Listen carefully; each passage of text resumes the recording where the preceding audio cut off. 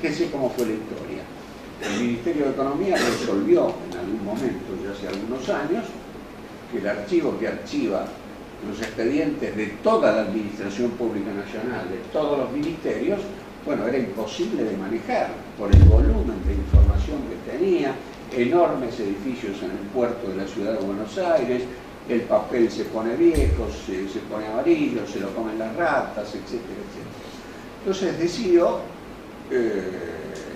modernizar el archivo y decidió con buen criterio adquirir e incorporar tecnología de imágenes, es decir, decidió digitalizar todos los expedientes que se incorporaban al Archivo General de la Administración Pública.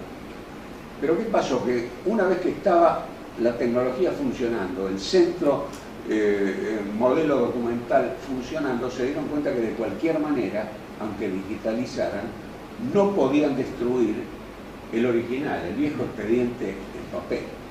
Y es ahí donde trabajamos nosotros. Eso dio como resultado la sanción de una norma que fue el artículo 30 de la ley 24624, que le otorga pleno valor jurídico a determinados tipos de documentos de la Administración Pública Nacional digitalizados y solo en el ámbito de la Administración Pública Nacional. Y además esto se reglamentó con una decisión 43/96 de la Jefatura de Gabinete de Ministros, que no es otra cosa, hago esta referencia para que ustedes tengan un ejemplo, que la pirámide operacional o la normativa jurídica interna de la Secretaría de Hacienda de la Nación, que es la que opera el Archivo General de la Administración Pública. Desde el año 96, con estas normas, se digitalizan los expedientes del nivel de las privatizaciones, por ejemplo, todos los expedientes de la Administración Pública Nacional. Se destruyen los originales a través de un procedimiento que la propia ley establece. Los jueces piden información, se les otorga la información a través del procedimiento que el propio reglamento establece y nunca hubo ningún problema ni ninguna observación.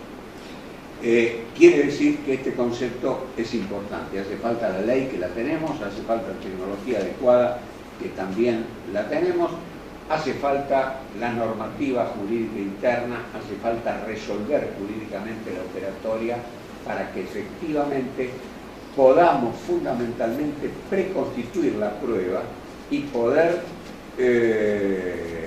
tener la prueba preconstituida ante cualquier eventual impugnación de la validez de una historia clínica electrónica.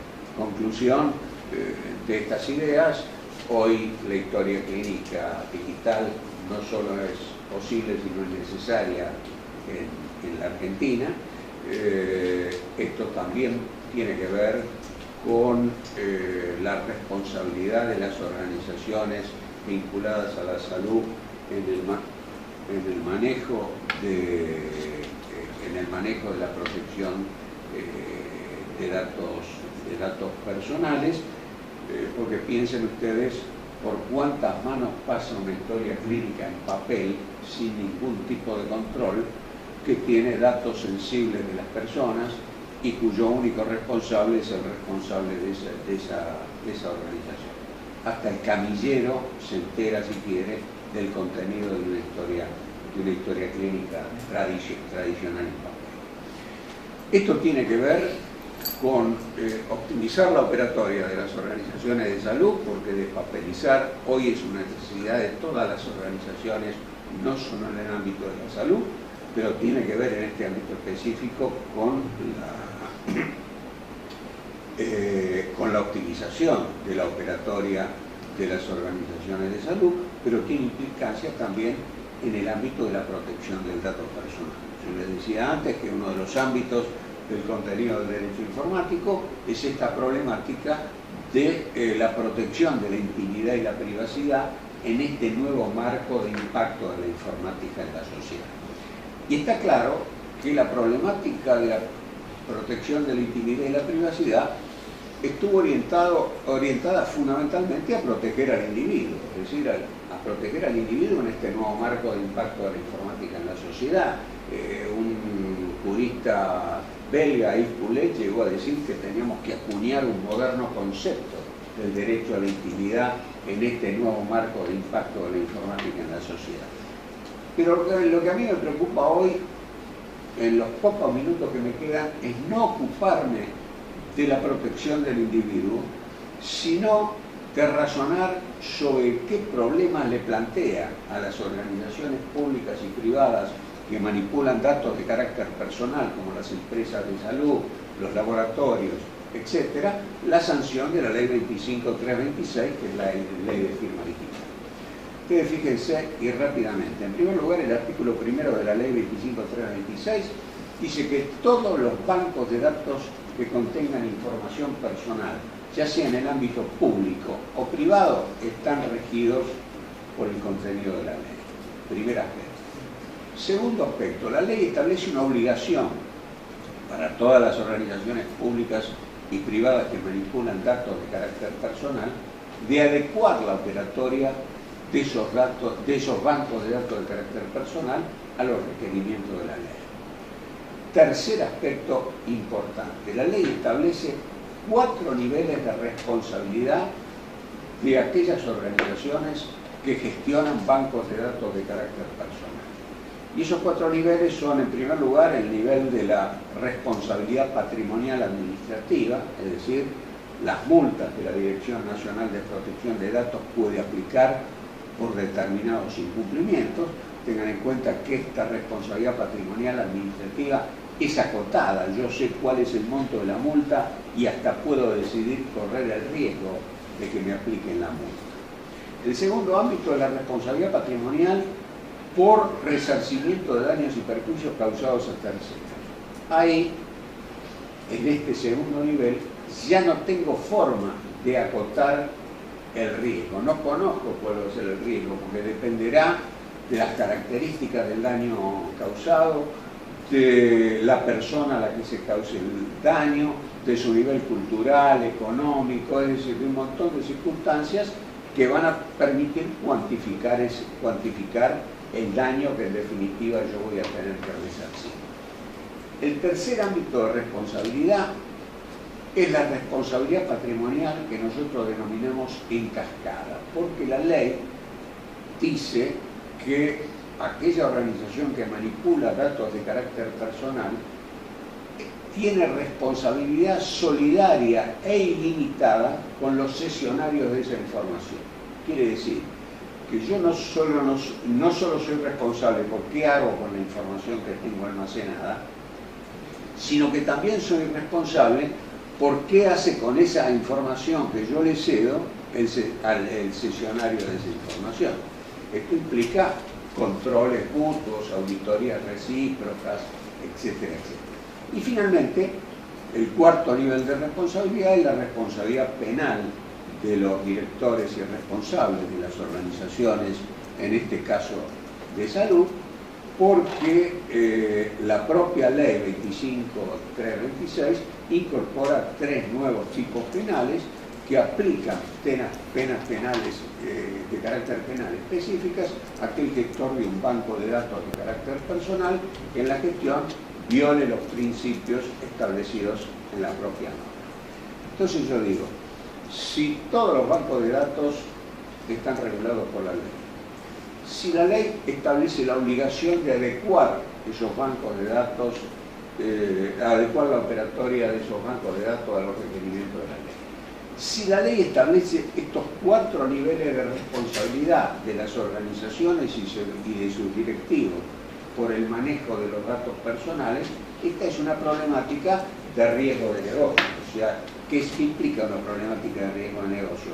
Que no es un tema que pueda resolver el director de sistemas, ni tampoco el director de legales, sino que es una decisión política de la alta gerencia de las organizaciones, en este caso de salud, que tiene que adoptar las medidas para desarrollar un proyecto que adecúe el manejo de esos bancos de datos dentro de una clínica o de un hospital o de un laboratorio a los requerimientos de la ley.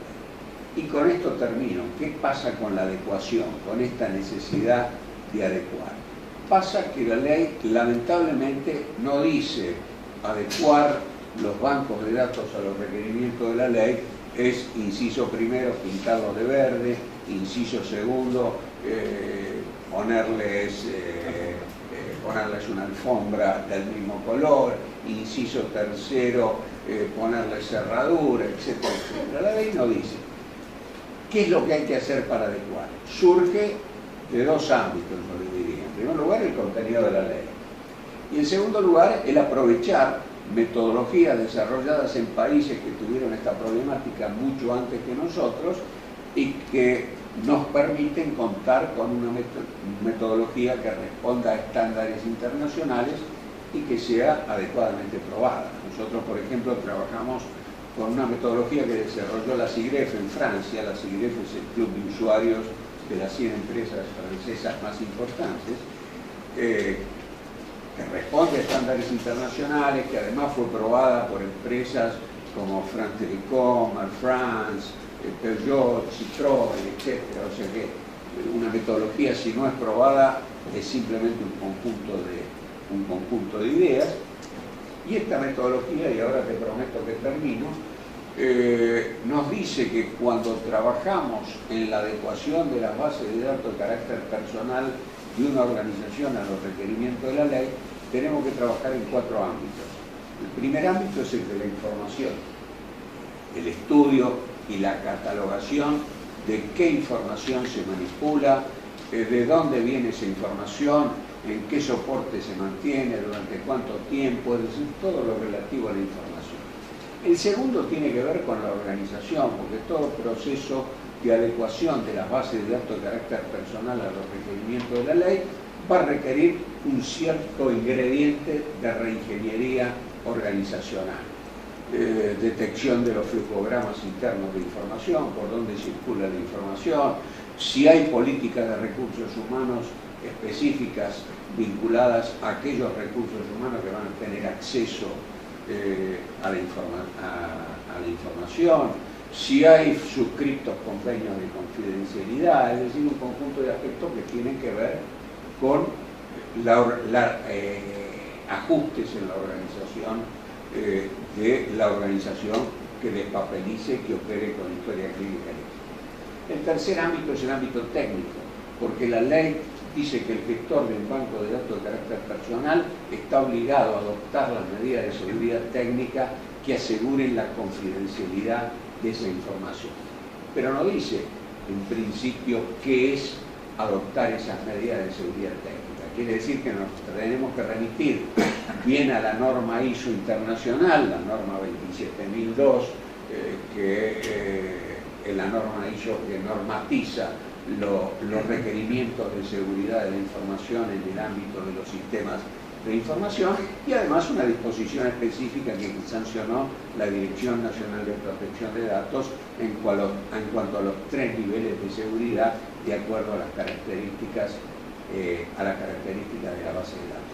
Y el último ámbito es el jurídico, normativa jurídica interna a la que ya nos referimos, acuerdos de confidencialidad, acuerdos de auditorías recíprocas con cedentes y cessionarios de información para limitar la responsabilidad y adecuada documentación de todos estos datos.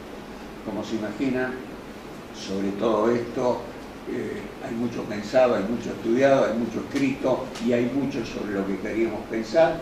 En el tiempo que teníamos, simplemente quise hacerles un resumen de estas dos cuestiones que me parecen esenciales desde el punto de vista del derecho informático para el ámbito específico de la salud. Así que nuevamente gracias por la invitación y gracias a ustedes.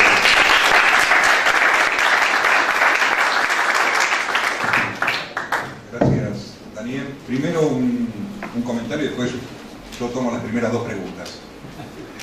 El primer comentario. Ayer en un momento hubo un comentario que no quise salir a discutir acerca de que en Provincia de Buenos Aires los médicos no se ponían de acuerdo con qué es una historia clínica y que no estaba definido. Y como bien citó recién el doctor Alma, la Ley de Derechos del Paciente 26.529, sancionada en el 2009 y modificada en el 2012, no solamente define qué es una historia clínica por primera vez en nuestro país, ya que esa definición no existía, y la define como el documento obligatorio, cronológico, foliado y completo, en el que conste toda la actuación realizada al paciente por profesionales y auxiliares de la salud, sino que en su artículo 13 establece que es una historia clínica informatizada. Con lo cual, esa discusión acerca de qué es y qué elementos debe contener en abstracto, en este momento hay una ley nacional que ya dispone, básicamente que, primero, que es legítimo trabajar con historia clínica, segundo, que debe asegurarse la preservación de la integridad, autenticidad, inalterabilidad, perdurabilidad, recuperabilidad de los datos, y que deben adoptarse accesos restringidos, clave de identificación, medios no reescribibles, control de modificación de campos y cualquier otra técnica idónea para asegurar su integridad.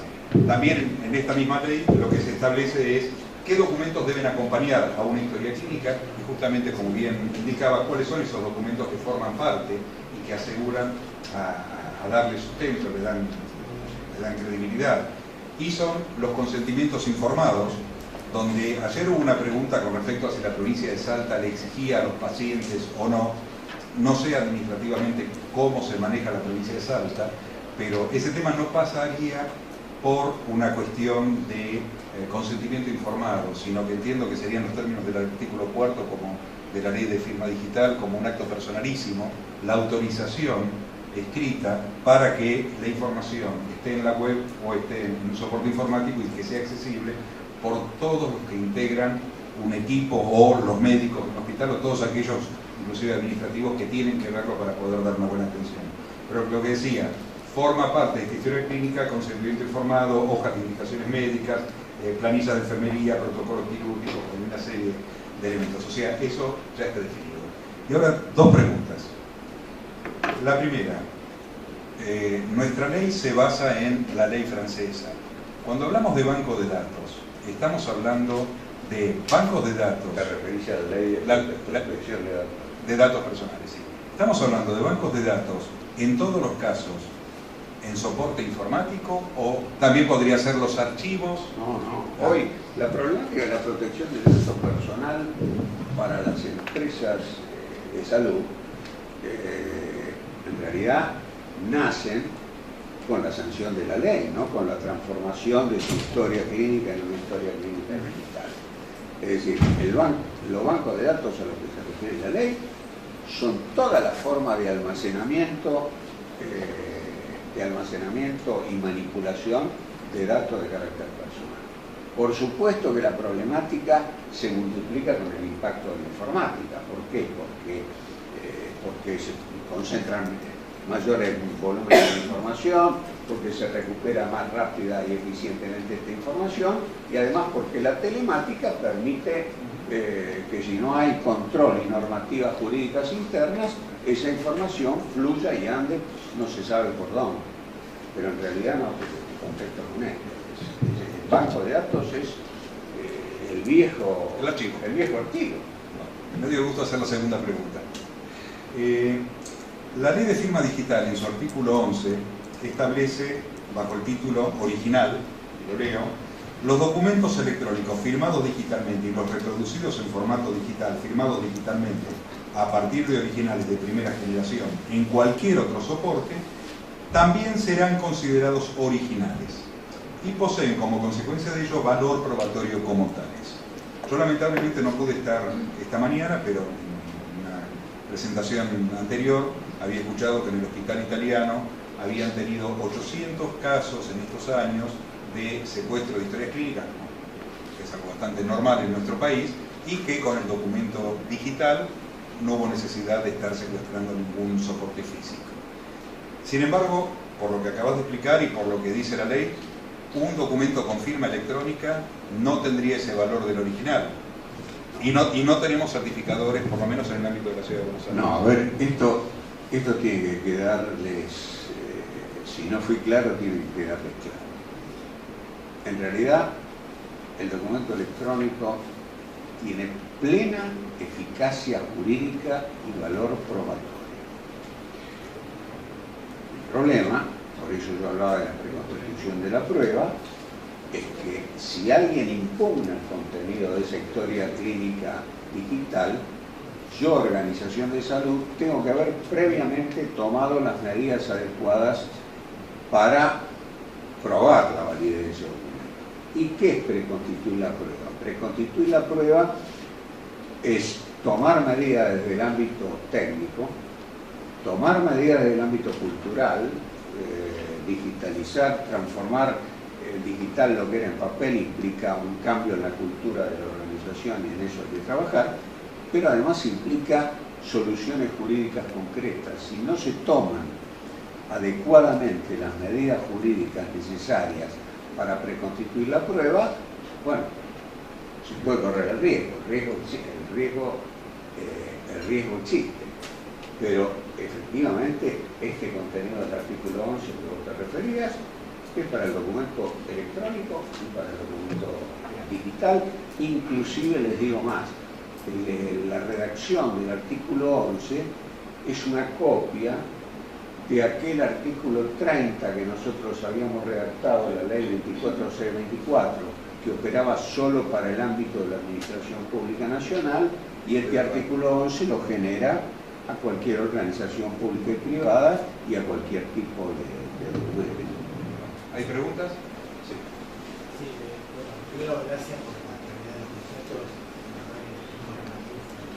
bastante. Y quería ver si se puede desviar un poquitito de la charla hacia la receta.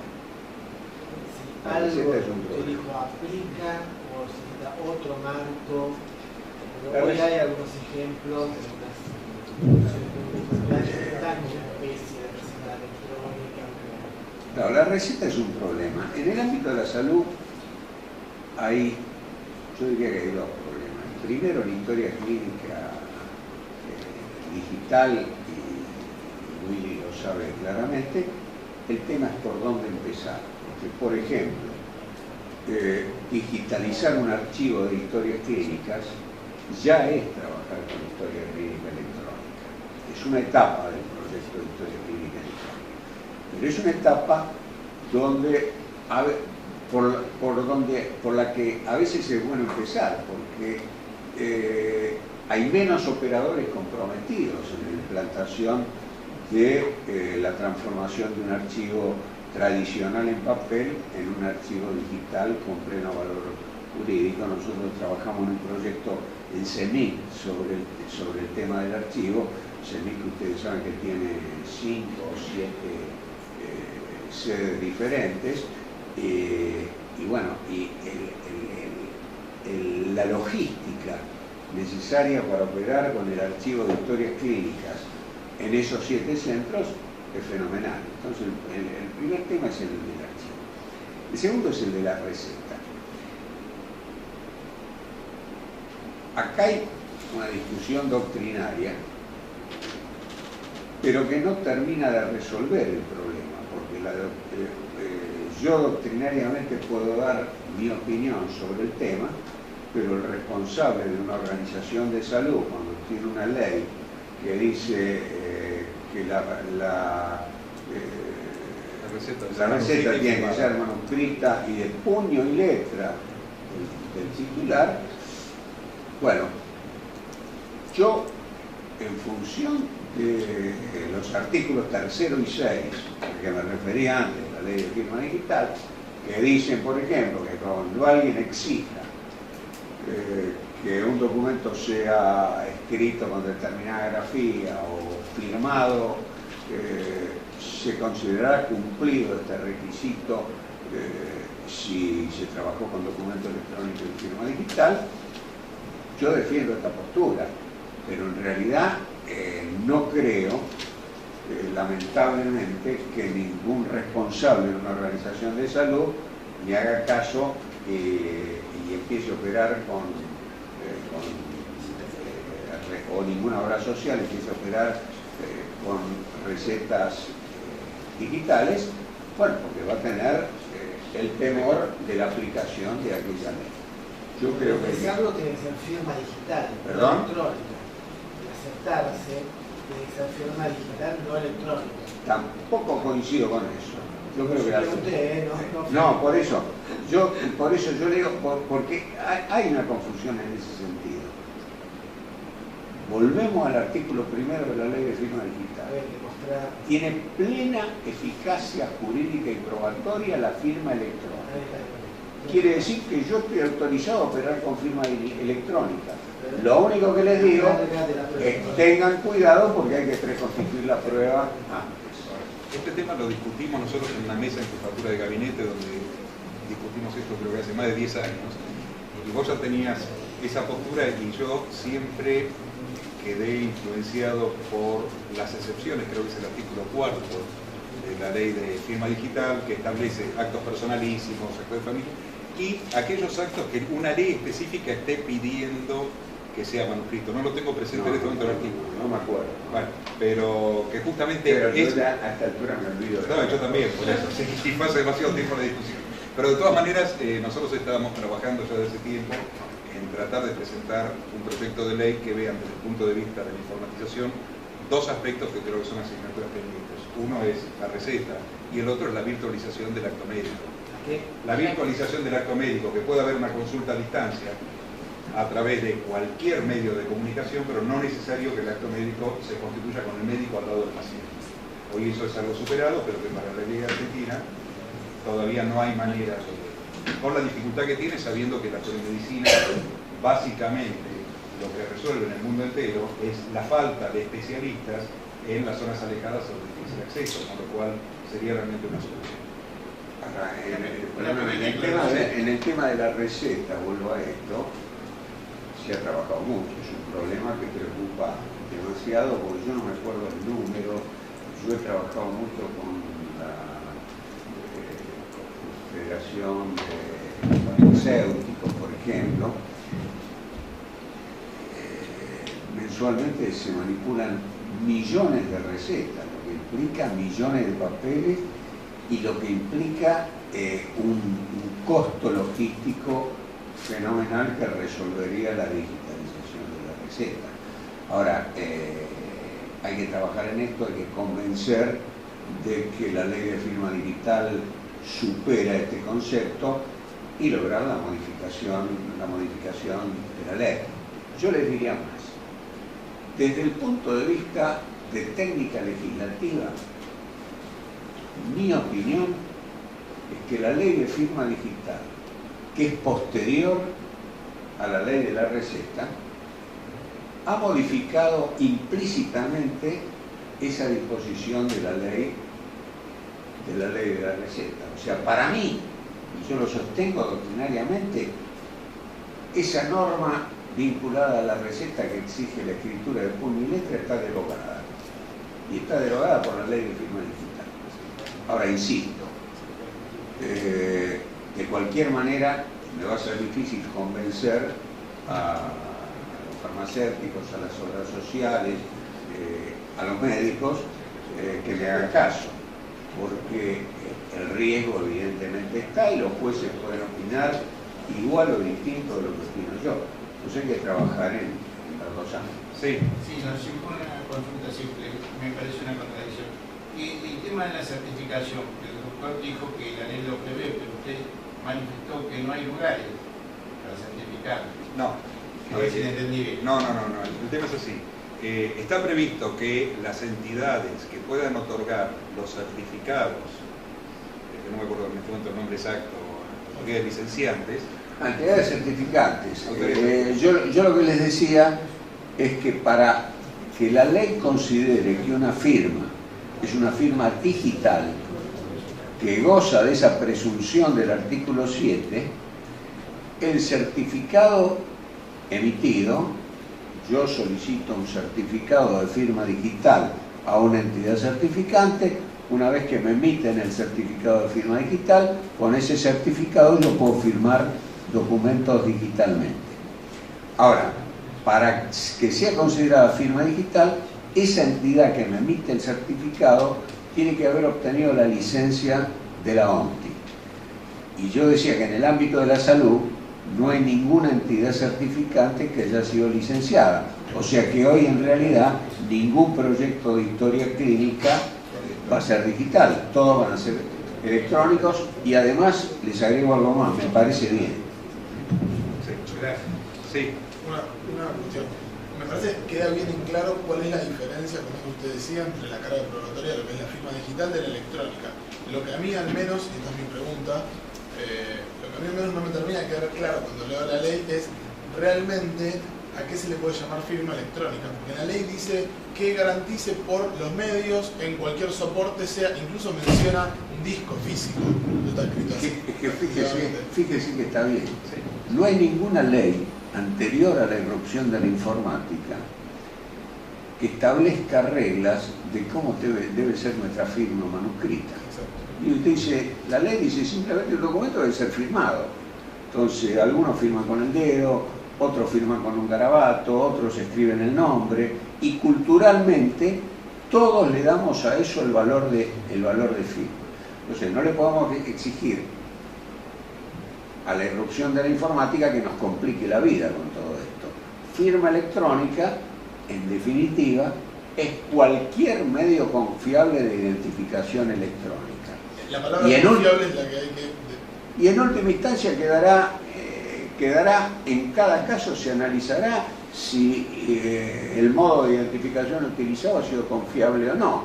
Si yo tuviera que asesorar a una empresa de salud, por ejemplo, en un proyecto de historia clínica electrónica, yo le diría, señores, trabajen con tecnología de criptografía simétrica, que es la tecnología hoy más segura, estructuren una entidad certificante que emita los certificados de acuerdo a la norma jurídica que lo establezca y preconstituyan la prueba. La firma va a tener pleno valor porque es una forma tecnológicamente adecuada de identificación del emisor de una declaración de voluntad. Pero en principio, la ley no tiene por qué definir qué debe ser la firma electrónica, me parece. No, Bueno, si no hay más preguntas, entonces... ¿Puedo hacer una más? Sí, cómo no. Lo otro que charlamos un poco acá es, hay muchas instituciones de salud, o está empezando a pasar que en muchos casos las instituciones de salud tercerizan el servicio de informatización. Esto, digamos, nosotros en el Hospital de Tener lo hemos visto, vienen a la consultoría, ellos no están en condiciones de afrontar o de implementar con un equipo propio, con lo cual queda tercerizado.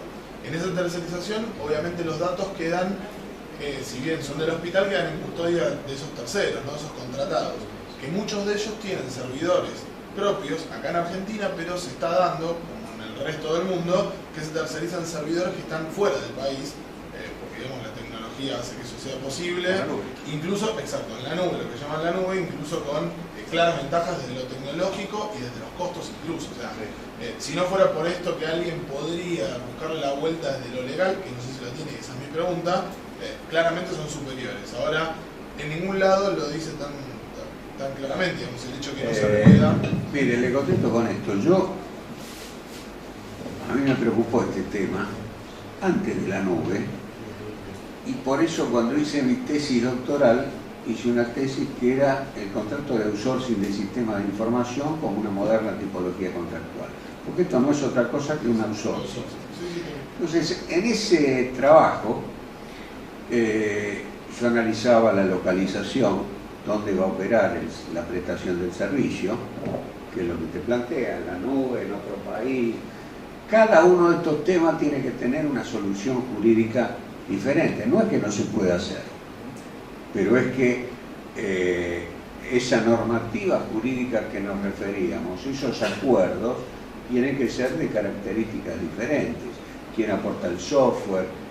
¿Qué pasa en el momento que vence el contrato? En el momento que vence el contrato, todas mis historias clínicas están allá, yo no tengo backup, soy el responsable. Bueno, todo eso lo tengo que resolver jurídicamente.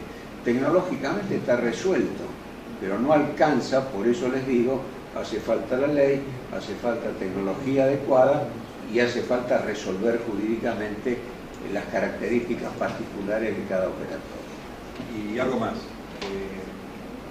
En el caso de cualquier banco de datos que se quiera instalar en una institución pública o privada, normalmente, salvo que sea la sala cofre de la firma, no se puede comparar con el grado de seguridad física, seguridad informática, accesibilidad, conectividad, no solamente a comunicaciones, sino además conectividad a energía eléctrica normalmente redundante, por lo cual la decisión de instalar una base de datos en un data center, obviamente con un buen contrato que garantice confiabilidad y el respeto a la información y el acceso libre a la información, va a ser una solución mucho más adecuada para el mejor manejo de esos datos que ponerlo en 2 servidores en una habitación, aunque esté cerrada con llave. Entonces, en lo que hablamos de lo que significa un buen manejo de bases de datos o un manejo prudente de la información, es una solución que no admite discusión, ya sea en un data center de gobierno o en un data center privado, en la nube o en la tierra. Pero está claro desde lo que planteaba recién usted, que es que justamente la copia de ese documento digital es tan válido como el original, porque si no, antiguamente me decían, le secuestran al servidor, el servidor queda en San Pablo. Es el artículo 11. Claro, por eso, a partir de esto que sí se puede, porque si no en cualquier, o sea, uno se encuentra con gente que te dice, no, pero yo no quiero hacer esto porque la verdad si el servidor va a estar en California y el juez me lo pide, ¿qué hago? Sí, a partir de esto me parece que de cualquier manera le digo que hay que estudiar cada caso en particular y cómo se estructura jurídicamente, porque en realidad la ley de protección de datos personales prohíbe expresamente que operen los bancos de datos en servidores que no estén dentro de la jurisdicción nacional. Sobre todo en lo que era salud, es una prohibición. Entonces, cuando analicemos en un proyecto que me conviene operar en la nube o que me conviene operar en un servidor en Hawái, también voy a tener que analizar cuáles son los riesgos que corro desde el punto de vista de esos 4 niveles de responsabilidad del manejo de la base de datos de carácter personal. Es todo complejo. ¿Hay más preguntas? Perdón, ahí, lo que decía ahora. Sí, en la experiencia que tienen ustedes como equipo de Derecho Informático, el grado de control que existe desde el Estado sobre las propias bases de datos de organizaciones públicas, ¿cómo la evalúan y si han tenido dificultades, cuáles han sido las principales que han tenido que abordar? ¿Te referís al tema de la protección de datos? Exacto, estoy hablando de protección de datos. Bueno, esta es una opinión personal. Nuestro país tiene un órgano de aplicación del régimen de protección de datos que establece que ese órgano de aplicación es una dirección, la Dirección Nacional de Protección de Datos, que es una dirección en el ámbito del Ministerio de Justicia y Derechos Humanos de la Nación.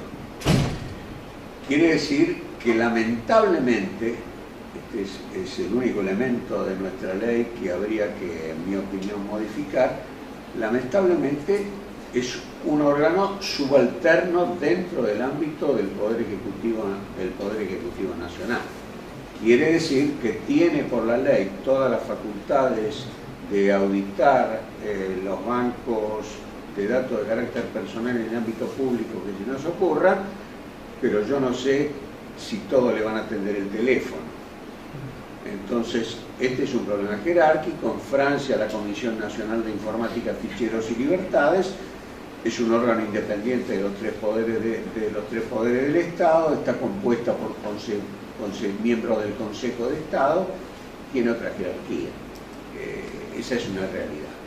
Por otro lado, la Dirección Nacional de Protección de Datos, dentro de las posibilidades que tiene, entiendo de bastante cerca, entiendo que se está moviendo bien, está auditando, está haciendo auditorías de distinto tipo, auditorías en el ámbito físico en el que opera el banco de datos, y además está estableciendo un sistema de autoauditoría permanente a través de declaraciones juradas.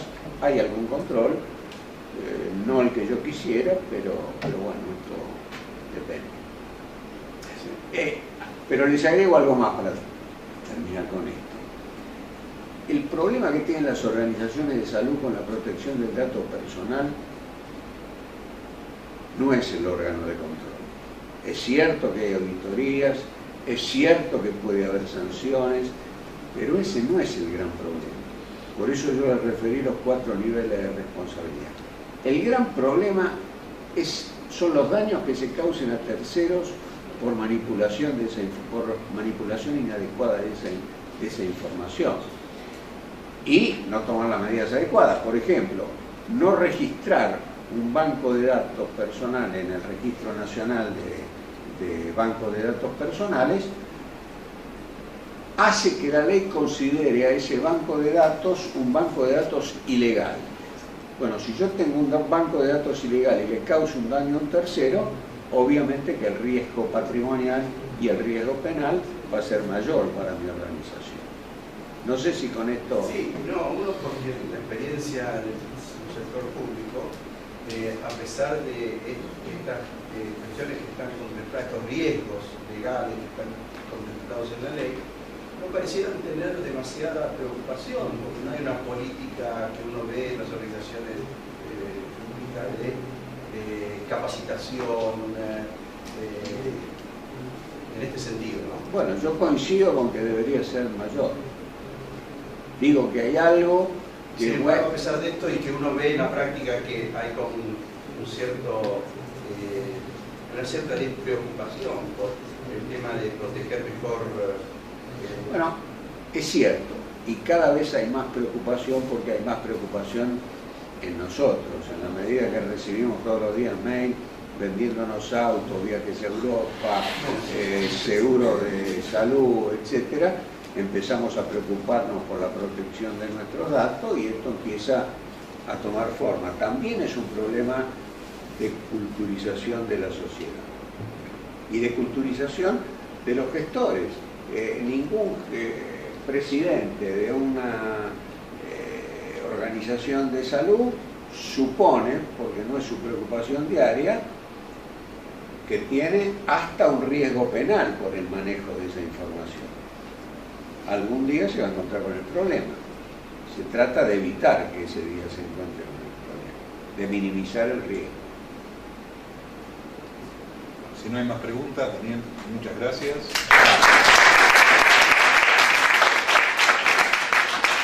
¿Hay tiempo para un café ahora? Sí, sí. Nos invitan. Ante todo, quiero agradecerles el que han resistido hasta ahora. Es interesante cómo en este espacio hemos podido, yo por lo menos, apreciar con contundencia la gran diferencia e inequidad que hay en nuestro sistema de salud, mirando las posibilidades de quien es asistido en un subsistema privado que en su sistema público. La diferencia abismal, y que pareciera que en lugar de acortarse esa brecha se ensancha, y la tecnología de la información y comunicación, que como decíamos al principio podía ser un elemento integrador, mirándolo desde el paciente, desde el habitante de la República Argentina, en realidad hasta ahora no ha tenido mayor impacto esta tecnología. Hemos visto cómo instituciones, también que el hospital italiano no es Watson, que ya es, digamos, estratosférico, pero es algo, digamos, top, aún entre las instituciones privadas. Hemos visto también con interés cómo una obra social está haciendo desarrollos interesantes, pensando, poniendo en el centro. Hay 2 o 3 experiencias que me parecieron muy, muy valiosas. La experiencia del primer nivel de Salta, con todas las dificultades que tiene su sector público, pero cómo, bueno, esta, digamos, estrategia de colocar en el centro el paciente, el habitante y sus necesidades de salud, es como que de a poco va tomando cuerpo, pero para el gusto de algunos que ya estamos recorriendo el final del camino es muy lento, ¿no? Me gustaría que hubiera fundamentalmente una política pública en términos de política de salud, referido a este gran recurso transversal que atraviesa los tres, digamos, la estructura de las organizaciones, los procesos y cómo son sus resultados, de mayor agresividad. Hemos visto cómo a nivel nacional Mariano Zorati, con un equipito pequeño, no logra todavía despegar. Siempre lo venimos escuchando a Mariano y le damos este espacio porque creo que es muy valioso, el proyecto es muy valioso. Sin embargo, vemos como, a pesar de que desde el 2007 tenemos un consenso en el COFESA, que es otra de las cosas que nosotros en el subsector público deberíamos trabajar más, los consensos con los distintos ministerios provinciales se logran efectivizar, más que sean papeles firmados, pero que luego no se operativizan. Decía yo que desde el 2007 tenemos un consenso en el COFESA firmado del conjunto mínimo de datos básicos, sea para la atención ambulatoria como para internación. Y sin embargo, tenemos esta dificultad de lograr avanzar en sistemas de información que nos puedan proveer de este conjunto mínimo de datos básicos que, para el seguimiento de enfermedades crónicas, como también nos mostró Matilde Menéndez, con mucha digamos, profesionalidad, ¿no?, en el desarrollo del sistema de información, concretiza ese viejo anhelo de avanzar hacia prevenir las enfermedades y lograr una compresión de la morbilidad hacia el final de la vida. Entonces, es auspicioso que estemos en camino, pero un poco nos queda el sabor amargo de ver que en el subsector público no hay una política enérgica y con recursos y con proyectos concretos para implementaciones que aceleren la operatividad de los sistemas de información informatizados. Con Willy queríamos cerrar este espacio que hemos construido. Ya veo que está también el rector de salud, Rubén Torres, que nos va a dar las palabras de cierre, simplemente diciéndoles que más allá de esta reflexión que le hacíamos de cómo podemos hacer para contribuir a que aparezca una política pública vigorosa en relación a los sistemas de información en salud, les quiero decir que hay marcos internacionales que son favorables a que aparezca esta política, y les queríamos mostrar nosotros esto. Brevemente, y un aviso, a todos ustedes les va a llegar por mail, porque tuvimos la dificultad de creo que están en papel algo de lo que le pensamos dar, pero si estamos en sistema de información informática, lo van a recibir en sus mails. 4 archivos en los que hemos trabajado con Willy en la CEPAL y en la OPS, referido a el Plan de Acción ILAC 2015, que es un foro donde la CEPAL convocó a los gobiernos de América Latina y del Caribe, y hubo un consenso firmado en Lima en 2010, donde se estableció un plan de acción en distintos ámbitos: gobierno electrónico, medio ambiente, protección social y salud, educación y desarrollo productivo. Y estos planes de acción se constituyeron grupos de trabajo. En la actualidad, el grupo de trabajo de salud de ILAC 2015 lo estamos coordinando con Willy. Y fíjense que dentro de los objetivos específicos, yo les decía, este documento con el plan de trabajo, un documento de la CEA, de la Conferencia de Estadística de las Américas, que también hemos trabajado en la CEPAL para establecer una metodología de evaluación de el grado de desarrollo de las tecnologías de la información y la comunicación en salud. También lo van a tener en agosto de este año, en septiembre de este año, hubo una reunión en Río donde se terminó de cerrar el documento metodológico y la encuesta, y se la hemos puesto también para que ustedes vean estos dos documentos, el del plan de trabajo de ILAC y también un documento de la OPS referido a que ahora les voy a mostrar algunos aspectos, pero el documento digital lo van a tener referido a objetivos de los sistemas de información en salud hasta el año 2017. Dicho esto, solo mostrarles algunos aspectos de este marco, digamos, regional, que promueve, porque mucho más no puede hacer, pero y da instrumentos para que los gobiernos desarrollen una política en salud de sistemas de información. Fíjense, entonces, lo que decía el plan de acción, que del plan de acción ILAC 2015, referido al capítulo de protección social y salud.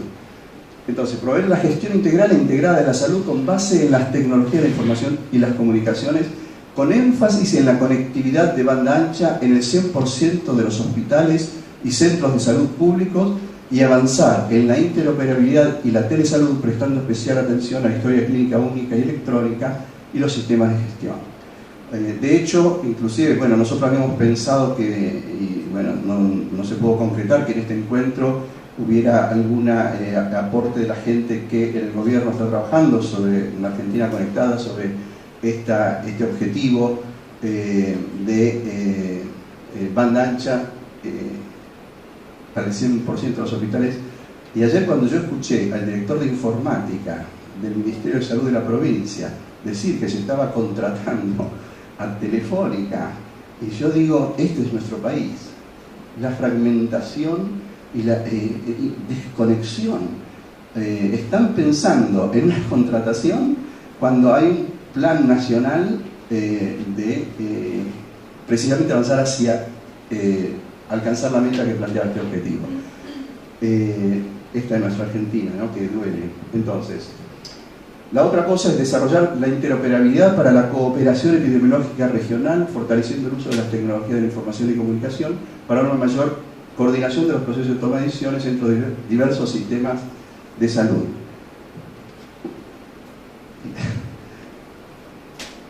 Para facilitar la coordinación de los procesos. Y fíjense que escuchábamos también ayer que había dificultades intraministerio para que distintos programas verticales se pusieran de acuerdo en estándares para poder utilizar un único sistema de información. Entonces, yo creo que estos son los grandes desafíos que tenemos que rápidamente, evidentemente que se requiere una política, pero también desde todos los sectores tenemos que impulsar a que estas cosas no queden así, al pasar. Tenemos unas contradicciones gravísimas. Les hablé de la CEA, de la Conferencia de la Estadística, y esta voluntad. Participaron todos los INDEC de las naciones latinoamericanas y del Caribe para la formulación del método y de la encuesta, que obviamente después cada país la customiza. ¿Para qué? Para tener una onda anual de esta encuesta, que se las vamos a enviar en digital, para que tengan idea de, bueno, cuál es la idea, hacia dónde está pensando los organismos internacionales que se debe ir, para constatar que esos objetivos expresados por ejemplo, el plan de acción del ILAC 2015 realmente se han alcanzado. Y este plan de acción de la OPS, fíjense, yo también acá no lo voy a leer, pero voy a ir directamente a los objetivos clave, ¿no? Apoyar los procesos de formulación y adopción de políticas públicas en materia de salud centradas en las personas. Esto es un poco el resumen que quisiera dejar, ¿no? Nosotros debiéramos trabajar para que aparezcan estas políticas públicas en materia de salud, ¿no? Y apoyar el establecimiento de una red nacional intersectorial público-privada, que es una de las cosas que también nos quedó. La integración es un tema que también creo que tiene que ser promovido desde una política pública, nos quedó en el tintero de trabajar más. Y que entonces participen en los procesos de formulación de políticas estándares y toma de decisiones en materia de salud. Claramente es una materia pendiente entre nosotros. En esta segunda área estratégica también está promover el desarrollo sostenido, ampliable e interoperable de los programas e iniciativas centradas en salud que contemplen, acá es tan interesante, identificación única de ciudadanos. Esta era una cosa sencilla que puede avanzarse más rápidamente de lo que se está avanzando y no que cada uno tenga su base de datos de ciudadanos.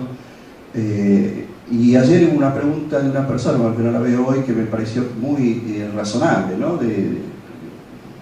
Técnicamente no habría muchas mayores dificultades. El tema de la historia clínica digital, que bueno, verdaderamente el aporte que nos hizo Daniel recién interesantísimo, lo mismo con respecto a la prescripción electrónica de medicamentos, y a la telemedicina, bueno, que como decía Willy hace un rato, nos debemos una facilitación de lo legal para este tipo de actividades. Finalmente, bueno, los últimos dos objetivos estratégicos clave, que el tema de la interoperabilidad, yo creo que se avanza muy poco, y al contrario, uno en lugar de ver, escuchábamos ayer, de que en lugar de avanzar hacia una interoperabilidad se avanza hacia mayor fragmentación. Esto verdaderamente es, estamos yendo al contrario de los objetivos que nos plantea el OPS, y esto de identificar un marco legal que respalde el uso de las tecnologías, que promueva la validez de las acciones de telemedicina y prevea la protección de los datos. Bueno, se estuvo hablando bastante y queda claro que tenemos un largo camino por recorrer. Finalmente, el último objetivo es de promover la capacitación y en materia de tecnología de información y comunicación, no solo para el uso de las tecnologías, sino para el correcto uso, como hablamos con Daniel recién, de, bueno, cuánto nos falta en las organizaciones de salud, no solo que se aprenda a la utilización de las tecnologías de información y comunicación, sino al correcto uso en términos de protección de la información de las personas, y no por el hecho de estar expuestos a un riesgo legal, sino por el simple hecho de que es información de las personas que debe ser cuidada. En definitiva, lo que queríamos con... Ahora, bueno, Willy va a completar la exposición de este último bloque. Lo que queríamos era, de algún modo, frente a la realidad que nos plantearon ayer los expositores y hoy los expositores, de algún modo, bueno, ver que este camino que nos falta por recorrer tiene viento de cola, tiene oportunidades desde organismos internacionales de peso, y hay experiencias internacionales que se pueden mirar y no hace falta inventar mucho, simplemente ver lo que se ha hecho bien y con el aval y el apoyo de organizaciones como el OPS, como la CEPAL, como la CEA, creo que estamos en condiciones de poder avanzar hacia una política pública que favorezca el desarrollo y la implementación, y que en esta política pública no debe faltar la informatización masiva y brutal de todos los puestos de trabajo, que hoy no se justifica que no la tenga, y la capacitación del recurso humano. Simplemente quería decirles esto y después, bueno, discutimos lo que quieran.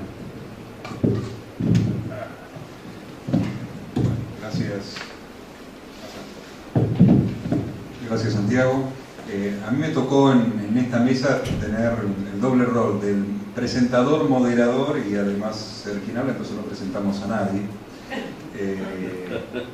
Santiago y yo tenemos el orgullo, Santiago humildemente dice, coordinar la realidad de que Argentina preside el grupo de TIC y salud dentro del programa ELAC 2015, y nosotros somos quienes estamos presidiendo ese grupo, y como vicepresidencia está Cuba con Alfredo Rodríguez, un buen amigo, y nuestra responsabilidad abarca el impulso de estos programas para la sociedad de la información en toda América Latina y Caribe.